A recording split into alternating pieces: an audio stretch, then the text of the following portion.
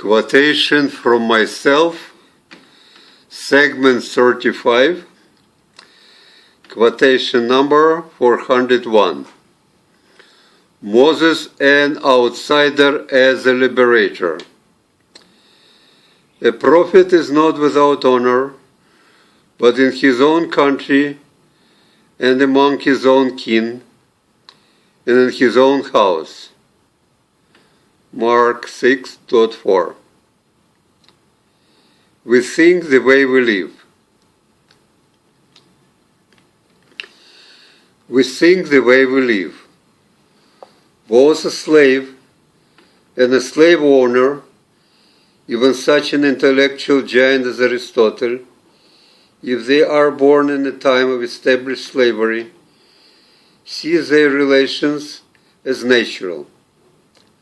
For any social relations, no matter how abhorrent they are, which existed for extended period of time, 2-3 generations minimum, are regarded by the overwhelming majority of population as natural, and for at least 2 reasons. First, their very existence proves every day their viability, and the second, the people living in these conditions do not know any others.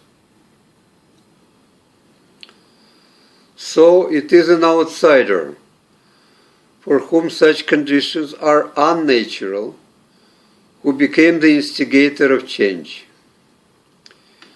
But in order to revolt against the existing order of things, this outsider has to be subjected himself to such an unusual for him social relations, and of course not as an oppressor, but as an oppressed. Moses, the Egyptian prince, who had experienced the oppression for the first time in his life, when he spontaneously identified with and defended the Hebrew slave from the violence of his fellow Egyptian, is a classic example of such an outsider. And yet at the same time, by virtue of his ethnic origins, he is also a part of a persecuted group, the Hebrews, though because of his environment he was brought up in, or the way he looks and behaves, etc., he feels and is perceived by this group as a stranger. Even under the best of circumstances, people occasionally display some ugly sides of human nature. But under the harsh conditions, especially when their very survival is at stake, most of us quickly dispense with any pretense of civility. Persecution, as a rule, does not make anybody better, only worse. And then, of course, the persecutors find themselves fully justified in how they mistreat the persecuted by pointing out their obvious faults. Moreover, eventually the persecuted themselves accept more or less their fate as if they deserve, as the only one deserved for what they are.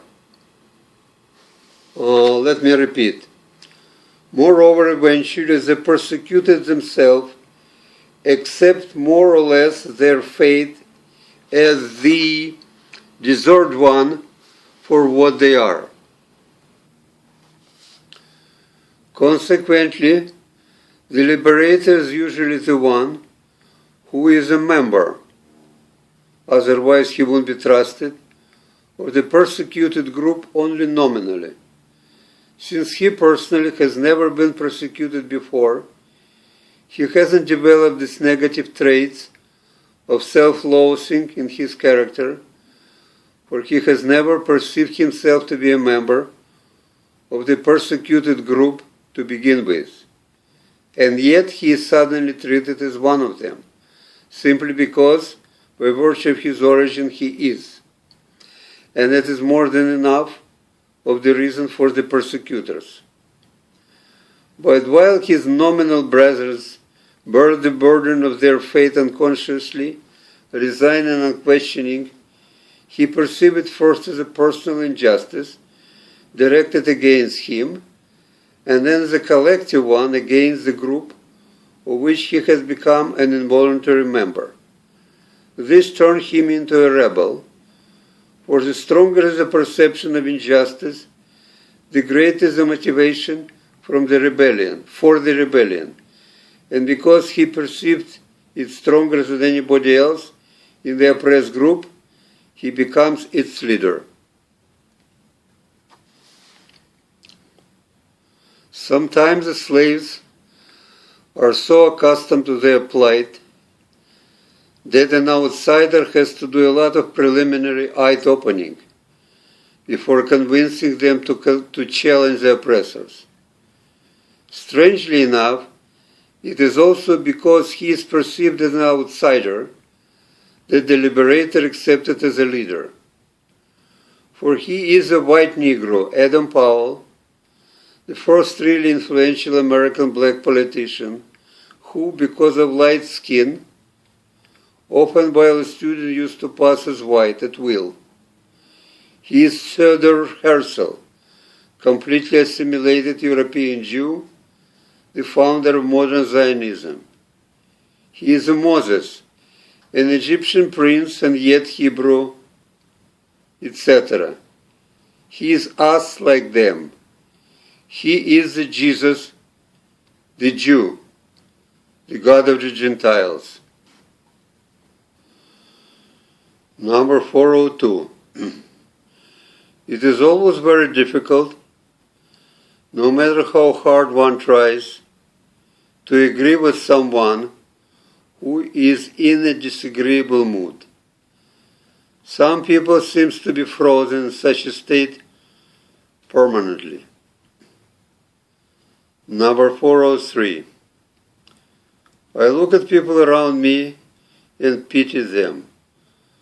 How vulnerable and essentially defenseless we all are, even the strongest, the most secure and self-assured ones. For each, in certain circumstances, can be easily abused and stripped of his dignity and humanity. All can be humiliated and degraded. Everyone is in danger. Nobody is untouchable, none is invincible or indestructible. 404. The realization of the inevitability of death. What does it do to a man, to the way he continued to live after such a supposedly devastating discovery? In most cases, surprisingly little. The lives go on as usual, and the horrible truth gets buried deep down into subconscious, unacknowledged almost till the moment of the last breath. 405. From Omar Khayyam. Be happy. Unhappy ones lose their minds. The stars are eternal. The darkness is blind. To know that men after all turn to dust. How can one get used to the thought so unkind? Number 406. A Jew, no matter how ignorant he is, cannot afford to be a racist, at least not an open one, for he is always the first victim of racism. 407. A lie is both a manifestation and a tool of social and personal interaction, and with the slightest degree of exaggeration, the lying can also be called a crime, albeit mostly of psychological nature. For whenever the act of lying is committed, there is definite perpetrator, a liar, and a definite victim, one who is lied to. Furthermore, The relations between the former and the later are similar to those that exist between the oppressor and the oppressed, one who inflicts suffering and one who suffers, the abuser and the abused, the exploiter and the exploited, etc. Moreover, in all such type of relations, which are essentially criminal in nature, whether the law considers them as such or not, the lying is the ever-present, the integral part of them. But probably the most important role the lying plays in the relationship between people is how it affects their sense of equality or inequality, the two mutually exclusive states. For while the foundation of equality is the truth, the cornerstone of inequality is a lie. 408. But what about self-deception? If truth is hard, why not to be beguiled by lies, by dreams, if only for a while? What likely damage, one may ask, it does, since it's well known our dreams don't last. Even more so we need them to withstand the daily hardship which seems has no end. 409. I search my soul, I probe my mind, I've lost my ways, I must be blind. I am more than willing to confess, if proven wrong, and recognize my thoughts are by wild guess and only accidentally wise. Yet no one chose to correct what I have said or contradict. Instead, I face a dead neglect, and silence is my edict.